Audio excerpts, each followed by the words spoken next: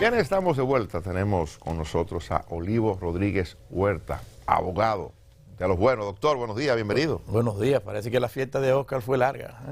Sí, Oscar estaba de cumpleaños ayer, nos pidió una dispensa para correrse y nosotros gustosos aceptamos, ¿verdad? Sí. Era lógico. Ese cumpleaños se Doctor, hay algo de lo que usted no ha hablado públicamente. Sé que quizás ha reservado este momento para poderse referirse a ese tema aquí entre amigos, ¿verdad? Y sin que lo vea mucha gente aquí medio bajo la discreción. Dicen que usted pudiera ser la solución al caso del Procurador General de la República que andamos buscando. Dicen que a usted se le ha consultado ya sobre la materia y que pudiera ser usted el próximo Procurador General. Eso es en lo absoluto total especulación. ¿Es verdad? En lo que a mí respecta, mi paso por la vida de decreto ya cesó cuando terminé mi gestión como embajador ante la República Dominicana ante el Reino de España. No contemplo volver a la vida pública. Está bien, doctor, pero no lo ha consultado sobre eso no. Su nombre bajo ningún concepto. No, está bien, pero su nombre se... yo agradezco a quien haga la valoración, pero ya no me quedan más aspiraciones que seguir en el desarrollo, en el desarrollo de mi profesión. ¿Un hombre joven como usted? No, porque realmente fue un accidente mi paso por una función. Yo le decía... ¿Se arrepiente? No, y disfruté bastante, en el buen sentido de la palabra. A mis estudiantes de Derecho, durante muchos años yo les decía, cuando explicaba el tema de la responsabilidad de los funcionarios públicos, que pensaran bien ser funcionario por los diferentes niveles de responsabilidad que se derivaban. Entonces, a veces yo me devolví y le decía, bueno, hay una sola función que yo creo que si me la ofrecen, yo la aceptaría. Y me dice, ¿y cuál es, profesor? Le digo, embajador en España, pero ahí nunca me van a nombrar. Eso hacía 25, 30 años. El presidente Medina tuvo la gentileza. Esas palabras tienen poder, de decirme doctor. Un día, te voy a nombrar embajador en España. Digo, muchas gracias, presidente. Mire, y usted que está informado, ¿quiénes son los que suenan para ese cargo? No.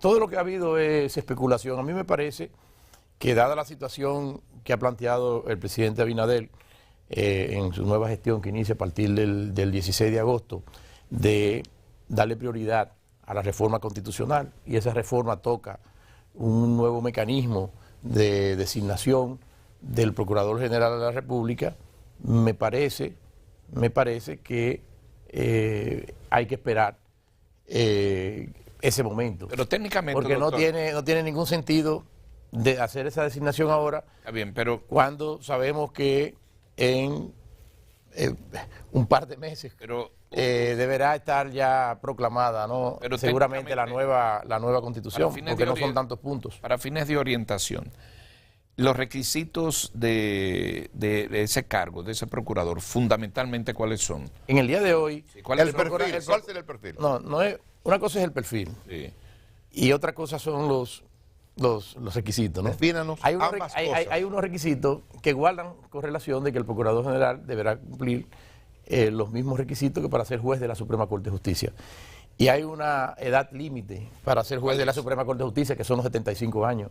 Es decir, ninguna persona que tenga más de 75 años de edad puede ser designado en el día de hoy y que tenga 73. como procurador. Hay que ver cómo va a quedar la... O sea, ya la edad tiene una limitante. Tiene una limitante. Pero recuerda que el sistema actual es que el procurador es de libre nombramiento y remoción. Es decir, el presidente puede en cualquier momento remover al Procurador General de la República. En el sistema actual... Justo es parte de la propuesta de que la figura de la cabeza del Ministerio Público sea designada por un periodo, por cada periodo constitucional. Entonces, duraría 4 años y se agrega, ahí sí, algunas condiciones adicionales.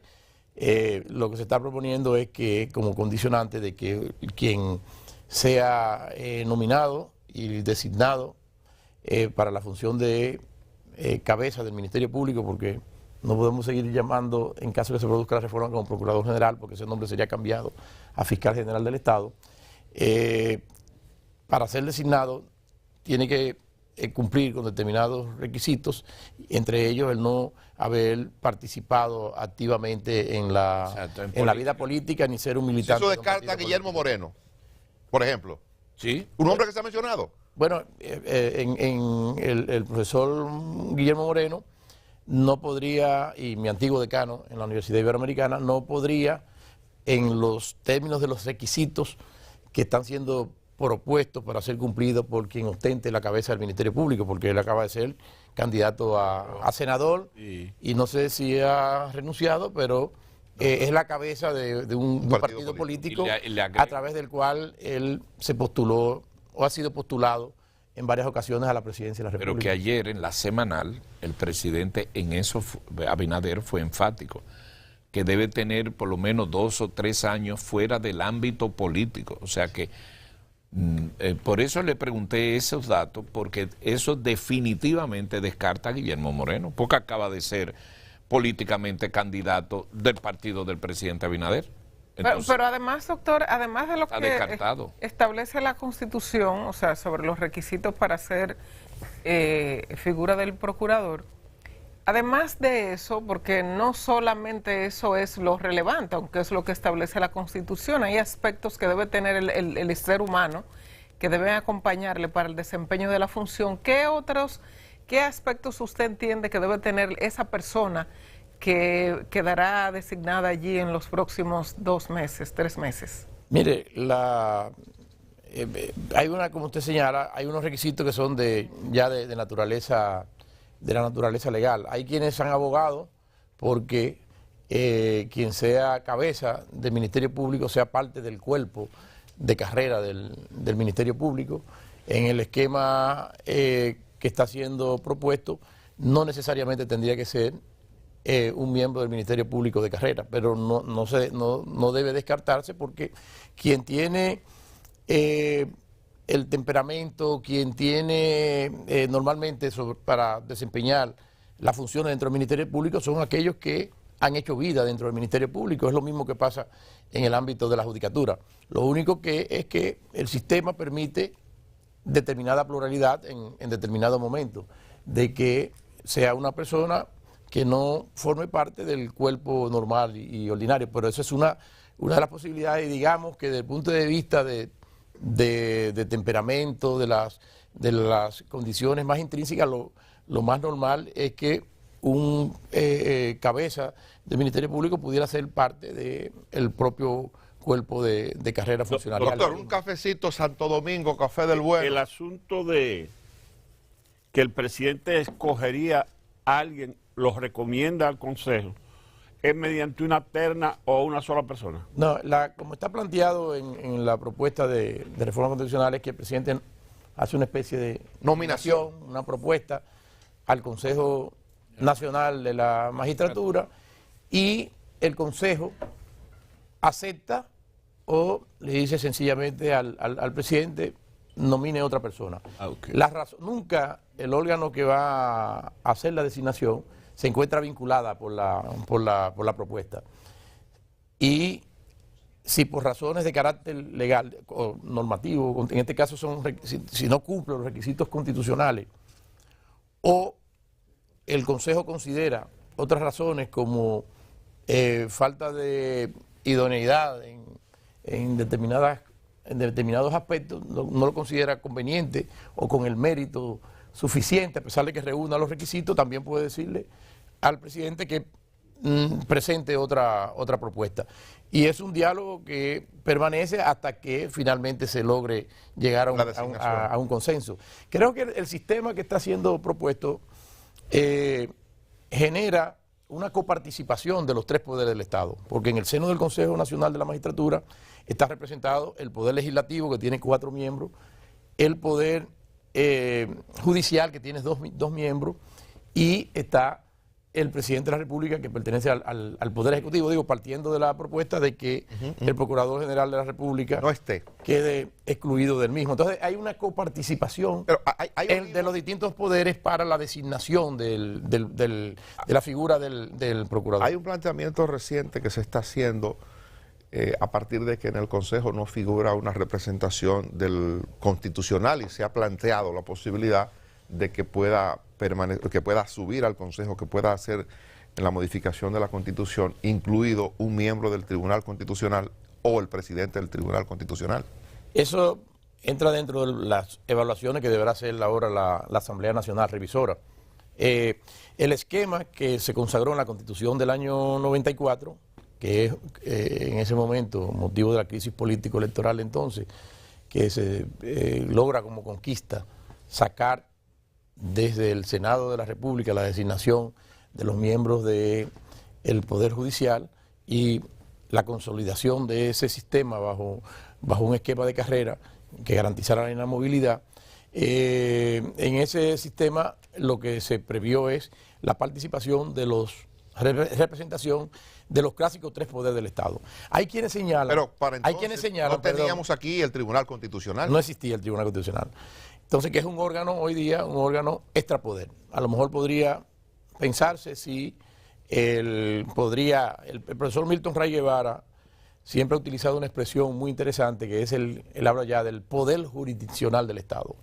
Es decir, a partir de la Constitución del año 2010 hay un poder jurisdiccional del Estado, porque ya la jurisdicción, la capacidad de decidir, no reside solamente en los tribunales del Poder Judicial, sino que hay altas cortes para el tema contencioso electoral y hay una alta corte encargada de poner en raya a todos los poderes del Estado. Pero usted comparte la posibilidad sobre la constitucionalidad de las decisiones. ¿Usted comparte esa posibilidad de que pudiera ir uno del Constitucional?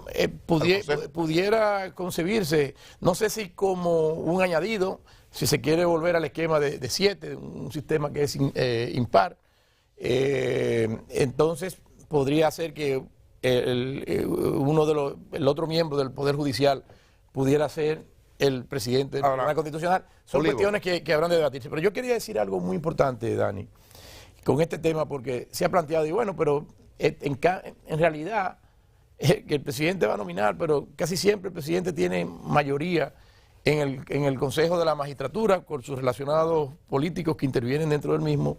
Y yo digo que no es el mejor de los argumentos, porque la situación va cambiando en el tiempo y los textos están llamados a regir en el tiempo. El primer Consejo Nacional de la Magistratura, el presidente Leonel Fernández estaba en minoría. Él era él solo. El candidato a presidir la Suprema Corte de Justicia no era el profesor Jorge Subero Isa para el presidente Fernández, era el profesor Bernardo Fernández Pichardo, que resultó electo juez, pero como él aceptaba nada más ser juez y era como presidente de la Suprema Corte, y renunció y hubo que llenar esa vacante a los pocos días. Entonces, el presidente no se pudo imponer, el presidente Fernández, porque hubo un pacto político entre el doctor Peña Gómez y el presidente Balaguer, ya que 4 miembros, y diría que 5, porque el presidente Contín Aybar de la Suprema era una persona muy vinculada personalmente al presidente Balaguer y era parte del Consejo, bueno, pues se produjo ese acuerdo para que fuera el profesor Jorge Subero Isa que encabezara, y que lo hizo muy bien, todo lo que se ha denominado como la primera ola. Pero ahora va a pasar de la reforma judicial. Abinader no tendrá mayoría en el Consejo de la Magistratura. Bueno, lo que digo es Abinader va a estar en minoría. Lo que digo es que no debe considerarse ese como un elemento. Yo creo que Abinader tendrá 2 de la oposición y 2 de la Suprema Corte de Justicia. Ahí hay 4, ¿verdad? Que no son políticos. Son políticos. Pero tampoco son gente afín al partido oficial, en términos que se conozca, ¿verdad? Entonces es una situación también de precariedad la que tendría el presidente. Exacto, ¿no? Y fíjese que una persona que es de su libre designación, entonces lo está excluyendo porque está estableciendo un nuevo modelo, un nuevo sistema en el que el procurador ya sería designado directamente por el propio Consejo de la Magistratura, lo que se va a denominar como el fiscal general del Estado. Luisín le va a preguntar algo, pero antes de eso, para que no se nos escape el punto quizás más conflictivo que está resultando más conflictivo dentro de la propuesta que hace el presidente de modificación a la Constitución, es lo que está mortificando, preocupando al Ministerio Público, que está haciendo manifestaciones públicas porque entiende que lo que el presidente plantea para el Ministerio Público es contrario a lo que promueve. Dicen que a partir de esto pudiera estar terminando la independencia del Ministerio Público, lo del artículo 174 de la Constitución. Pero eso es una barbaridad. Es una barbaridad. Realmente la Constitución consagra al Ministerio Público como un sistema que es de carrera donde se garantiza precisamente la inamovilidad de los miembros del Ministerio Público. Y se elige entre sus pares. El asunto es con el tema de los... Yo en eso tengo una posición muy particular. ¿Cuál? Yo la expresé incluso en un almuerzo en el Listín Diario que hubo hace un par de meses, en el que participaron el profesor Jorge Subero Isa, el profesor Flavio Darío Espinal, el profesor Eduardo Jorge Prat, y en la exposición que yo hice, sí, haciendo un levantamiento de temas que pudieran ser objeto de mejoras dentro del texto constitucional. No es que yo esté proponiendo que venga a un programa, yo creo que esta reforma precisa es lo conveniente ahora mismo para el país, pero dentro de los temas que yo creo que hay que repensar es esa estructura de colegiabilidad que se dio tanto para el Poder Judicial como para el Ministerio Público, donde se integran ese consejo por los distintos estamentos dentro de tanto de la judicatura como de los fiscales, y eso puede generar determinados problemas que chocan, por ejemplo, con un principio que está establecido en el ámbito del Ministerio Público, que es el principio de la jerarquía.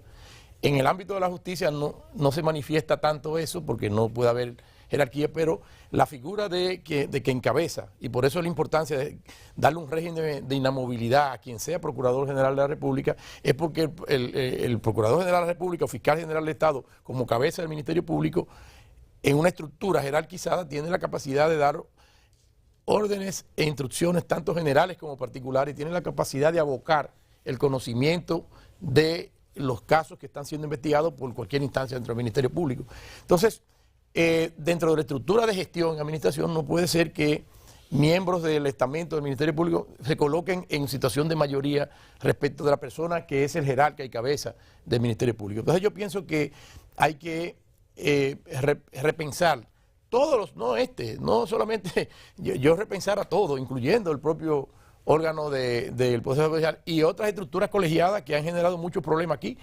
El caso de la Cámara de Cuentas, es decir, aquí el problema de la colegiabilidad es un asunto que no ha funcionado adecuadamente y que se constituye en trabas. Entonces creo que son cosas que hay que repensar, pero no es cierto que la propuesta elimine, porque se mantiene el concepto del órgano de gobierno. Lo que se está diciendo es, mira, hay que repensar el asunto de cómo repartir las tareas que corresponden a ese Consejo del Poder Judicial, y eso debe ser el tema de una ley. Eso es lo que me parece que está allí, pero la esencia de lo que es la garantía de la inamovilidad, la garantía de la independencia del Ministerio Público, la garantía que resulta del acceso a través de un sistema de carrera desde que entra hasta la edad de retiro de los 75 años, esos artículos de la Constitución no están siendo en lo absoluto terminados. Y tampoco podría ninguna ley orgánica que venga a desarrollar lo que es y debe ser el funcionamiento de ese Consejo,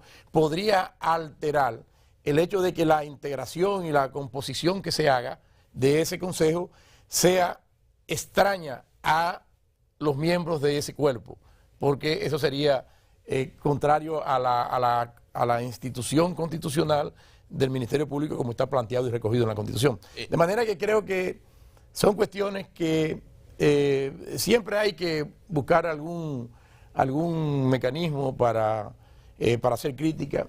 Vivimos también en una democracia, es bueno hacer todos los planteamientos, pero creo que son cosas que deben ser debatidas, porque al fin y al cabo el presidente va a hacer una propuesta, va a indicar en su propuesta de ley sobre qué artículos debe referirse esa reforma, y es en el seno de la Asamblea Nacional Revisora donde debe producirse toda la dinámica respecto a qué es lo mejor de esos puntos. Y allí ha de ser el escenario natural, y además todos los partidos políticos tienen representación allí en la Asamblea y hacer los distintos planteamientos. Y al final, producto de esa deliberación, deberá servir el sistema que estará consagrado en lo que será sin duda la próxima Constitución de la República del año 24. Mire, en otro orden de idea y en función de su experiencia, el pasado viernes ocurrió un fallo de la absolución del caso Odebrecht. Y ya es conocido lo que aconteció con el caso de los entonces condenados Víctor Díaz Rúa y Ángel Rondón. Me interesa su particular lectura a esa importante decisión. Bueno, es una decisión que no me refiero a lo que se decidió, sino que realmente de hace tiempo esa sentencia, no sé por qué duró tanto tiempo en la Suprema. ¿Estaba tomada? No, que no sé por qué dura tanto tiempo porque los casos deben ser resueltos dentro de lo menor tiempo posible, y sobre todo los casos Pasaron 8 años. de naturaleza penal. Pero al final, en este caso, no ha pasado nada distinto que no fuera advertido. Recuerden aquella famosa decisión que le causó tantos problemas y tantas mortificaciones, tanta injusticia contra la magistrada Miriam Germán por parte de El voto disidente que ella dio. Exacto, donde ella advirtió, incluso más allá de lo que era su papel, dijo, miren, si es sobre esta base que se está formulando acusación, tienen que pensarlo mejor y preocúpense por el acervo probatorio, porque al fin y al cabo de eso es lo que se trata. Aquí se suscitan muchas controversias con los casos. El sistema de división de poderes, el sistema de atribución a distintos órganos de las funciones estatales, lo que procura es un equilibrio. Por un lado hay un cuerpo de funcionarios del Estado que le corresponde la persecución de los crímenes y delitos. Hay unos tribunales que evalúan esa acusación que resulta de la potestad de investigación en el campo penal y determina de si es posible o no, tanto por razones de fondo o por vicios de procedimiento, si procede o no la aplicación de una sanción. Y yo creo que ese es un ejercicio normal y natural, y eso es lo que pasa todos los días. El tema es que los casos que están vinculados a este tipo de temas generan, eso toma mucha prensa, pero a diario la labor ordinaria de los tribunales es, hay acusaciones, en algunos casos se descarga, en otros casos se condena, y yo creo que ese es el ejercicio normal y natural. No he tenido la oportunidad de leerme la sentencia, la recibí en digital, tiene mandé encuadernarla para leerla, o no sé si mi compadre Tony Delgado se iba a encargar de ponérmela, de enviármela encuadernada, que me la había prometido, bueno, para leer las razones de fondo que se esbozan y que sirven de sustento. Pero lo que debemos decir es, porque no debemos poner aquí desde hace mucho tiempo se dijo prácticamente desde el inicio que eso iba a terminar así, de la flojedad y del déficit que podría tener esa acusación. Hay quienes especulan que esa suerte pudieran correr algunos de los otros tantos casos de moluscos y derivados de los demás. Los tribunales lo que tienen que... lo importante es, en un sistema constitucional, que hay que exteriorizar las razones, hay que motivar las razones, hay que decir el porqué. Ya no puede ser que yo digo, o te absuelvo o te condeno por mi última condición. Eso no es posible. En un Estado democrático, la justificación, la motivación de los fallos es lo que debe ser de la esencia. Y son esas motivaciones las que deben decir en qué casos considero que sí hay condiciones para aplicar la sanción prevista en la norma y en cuáles casos decir, mire, no puedo aplicar porque estos elementos no son suficientes o sencillamente porque esos hechos no se encuadran dentro del texto penal que está prohibido. Entonces, Olivo, creo que es una dinámica en la que tenemos que acostumbrarnos, y lo que tenemos es que tener una alta exigencia sobre la motivación, porque es allí donde se va a poder hacer una crítica fundada o infundada de lo que es la decisión judicial. Olivo Rodríguez Huerta, gracias. Muchas gracias. Mucha suerte. Gracias. No. El amigo mañana, Domingo, no sé si está por aquí hoy. Domingo es un madrugador. Domingo Bermúdez es un madrugador. Ese hombre hay un café pendiente entre ustedes, no se apure, eso va. Mañana de vuelta a partir de las 5 de la madrugada.